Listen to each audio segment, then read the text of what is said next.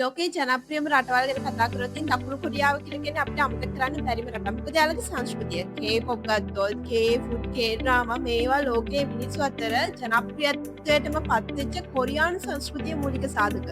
BTS, Blackpink වගේ කලාකරුවන් කොරියානු සංගීතය කියන එක මුළු ලෝකෙටම ගෙන ගියා. එතකොට කිම්චි, බිබිම්පප්, තෙබ්බොක්කි වගේ ආහාර මං හිතන්නේ මුළු ලෝකෙම මිනිස්සු අතර ජනප්‍රියත්වයට පත්වෙච්ච කොරියානු ආහාර.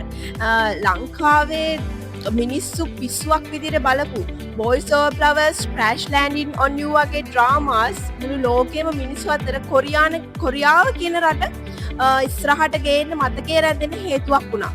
කොරියානු අධ්‍යාපනයේ විශේෂ අවධානයක් ලැබෙන්නේ උසස් තාක්ෂණික අධ්‍යාපන ක්‍රමවලට සහ නවෝත්පාදනය කියන ක්‍රමවේදයන් වලට. ඒ වගේම සෝල් නැෂනල් යුනිවර්සිටි එක, කොරියන් යුනිවර්සිටි එක, යොන්ෂා යුනිවර්සිටි එක වගේ ලෝකයේ ප්‍රසිද්ධ টොප් යුනිවර්සිටිස් තියෙන රටක් විදියට දකුණු කොරියාව හඳුන්වන්න පුළුවන්.